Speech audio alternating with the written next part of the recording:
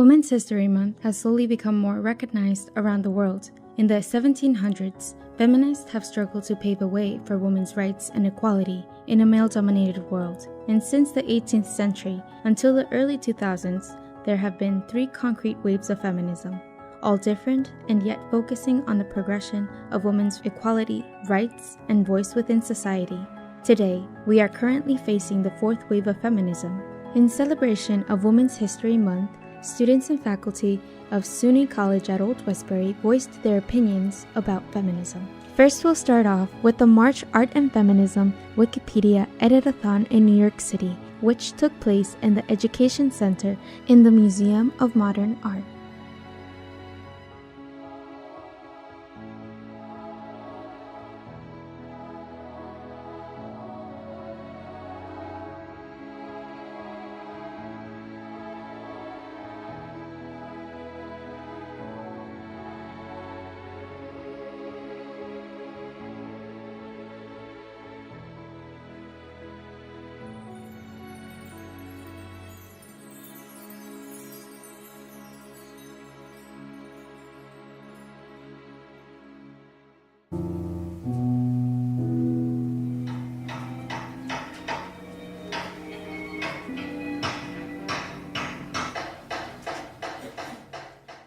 I imagine Margaret Kennard Johnson in her, basement doing experiments with art education with her friends, right?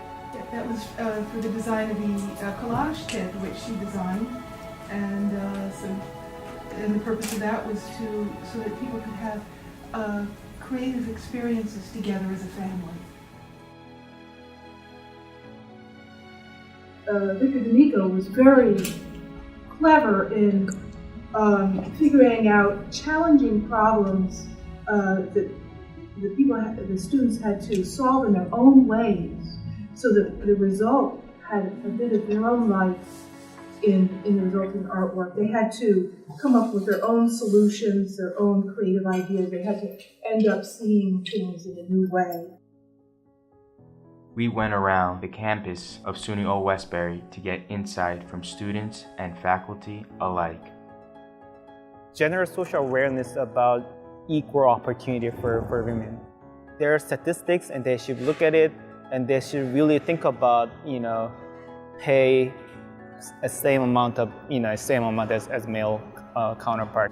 And a lot of business, they don't simply understand the situation. Action might be needed, actually, like active action to address the issue. They are not equally, treated here. It's not something abstract. It can be done with this kind of like at that level of administrations. I believe feminism goes far beyond just being a female. Things about female rights, female equality. And just seeing females being incorporated in bigger parts of the world, such as, business and all aspects of career fields.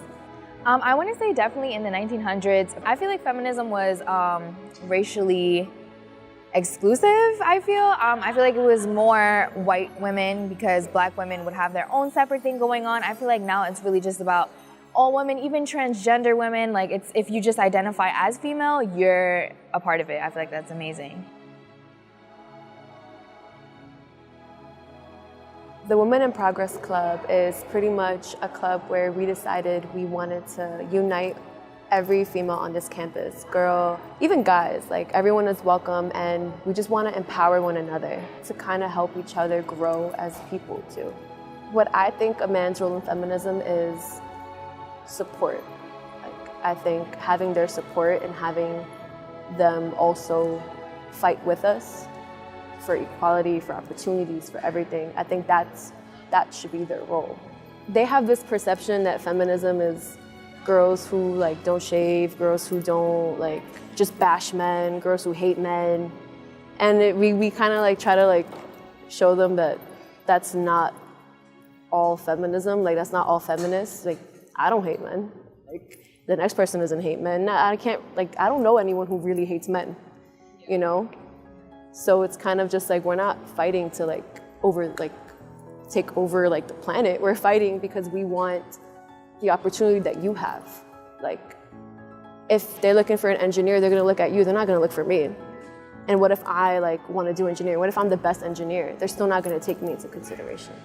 Usually at the end, we have a couple guys that come to an agreement, like, okay, we're gonna meet halfway. Some guys still don't, so it's kind of like a work in progress.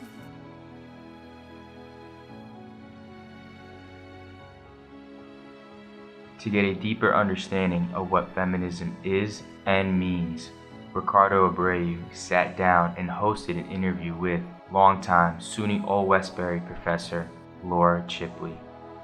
I'm a filmmaker and multimedia artist. I've been teaching here at Old Westbury for, about 10 years now. And I am the co-director of the Media Innovation Center here. What is your definition of feminism? I came across the work of Bell Hooks, who I think has a good definition of feminism, talking about it as being an end to sexist oppression. And really putting forward the fact that it's not just our sex, but it's also our social economic status, our race, our ethnicity, all of these other issues that kind of factor into what our experience is going to be like in the world. And so I like this definition of feminism as a way to end sexist oppression. So how would you compare feminism of the 1960s and 60s of, Betty Friedan and Gloria Steinem compared to today's definition of feminism or feminist movement today? The thing that comes to mind right away is these issues of intersectionality and understanding the feminist movement as something that needs to encompass and acknowledge the experiences of a broader range of people. What do you think a man's role within the feminist movement should be? I think men can certainly be allies. I think men can certainly be feminists. And there are, I think, many men out there who identify as feminists and also who identify as allies in this movement. Why do you think white men in particular, even in my culture, I'm Dominican, I'm Hispanic and Latino, the same thing would go, are afraid of empowering women? I think it's pretty complex. But for some people, it could be this idea of maintaining a power dynamic that has been beneficial for them, right? That's very much some of the subtext or overt language that I heard a lot during the 2016 election. Having more women with the ability to tell their stories or have agency, electing more women and to represent us in our government. Having more women direct films and television and be the writers as well. All of these things change the narrative, and we see that that's not just for women, but any group of people who have experienced marginalization.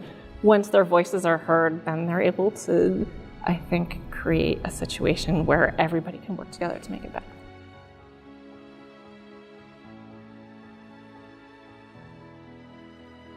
Where there's inequality, there will always be a struggle.